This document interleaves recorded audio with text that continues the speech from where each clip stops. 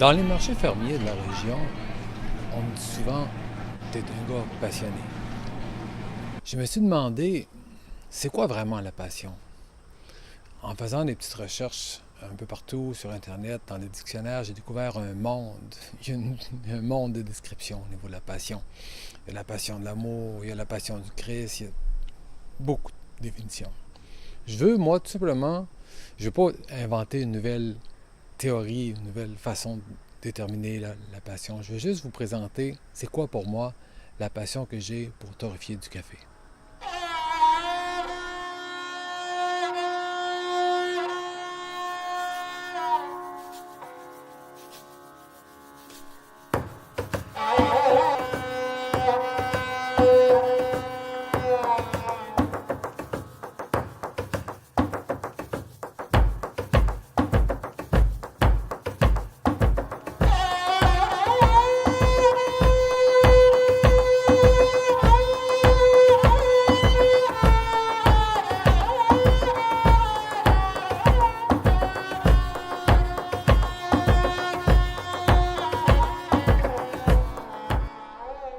Pour moi, la passion, c'est deux choses essentielles connectées dans un même événement.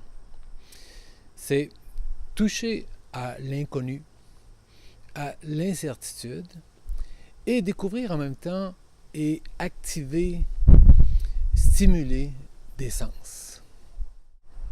Ici au Québec, à Varennes, quand je fais une torréfaction, je compose avec différents barèmes. Humidité, pression barométrique, température ambiante. Et sur notre ferme en Équateur, on parle de type de sol, milieu dans lequel la plante se développe, cueillette, fermentation, temps de séchage. Il faut comprendre que dans les grands cafés, il y a des minéraux comme du calcium, du magnésium, du phosphate, du potassium.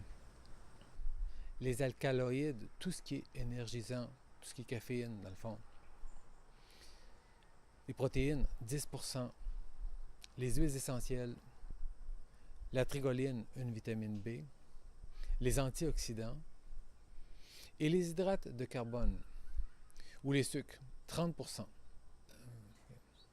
Et au-delà de 815 arômes que le café développe. Et tout ça, sous chaleur, ça se métamorphose. Et ce qui est super intéressant, c'est qu'on peut le suivre et l'observer. On peut observer sa transformation moléculaire par sa couleur, le bruit qu'il fait, et puis le plus important et le plus intéressant aussi, c'est par l'arôme qu'il va dégager.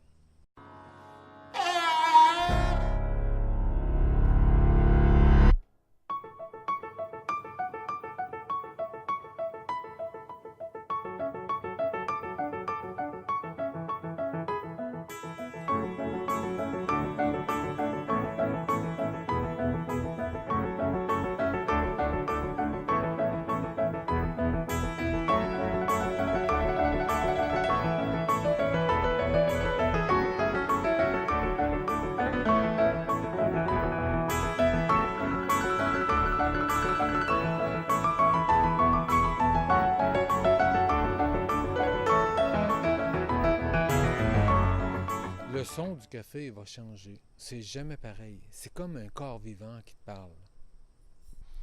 Cette composition minérale, antioxydants, hydrates de carbone, se transforme en sucre, ce qu'on appelle la caramélisation du café.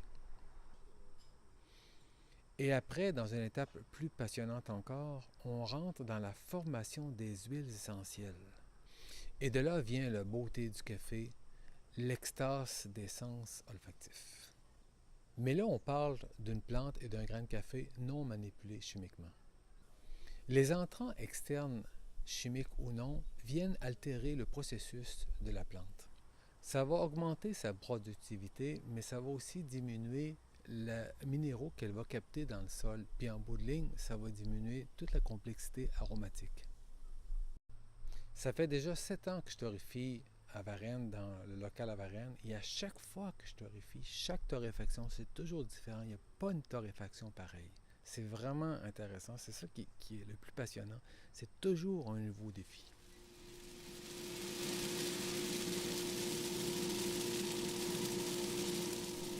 Le défi là-dedans, c'est toujours arriver à la bonne température, au bon temps, pour développer les arômes exacts, pour que la recette soit vraiment harmonieuse et complexe.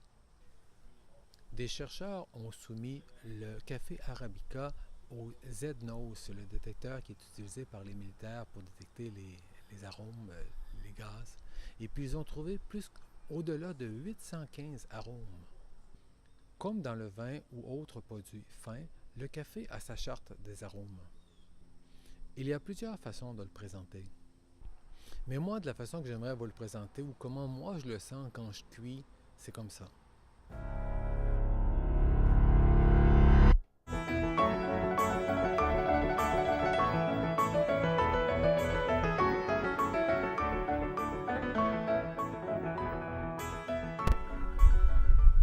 C'est comme quelque chose de vivant qui excite des sens et qui vient te donner ce petit bonheur que tu as besoin souvent.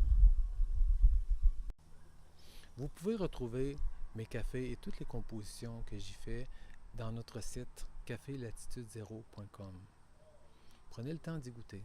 Prenez le temps aussi de le savourer et de laisser stimuler tous ces beaux sens-là. Bonne journée. Bon café.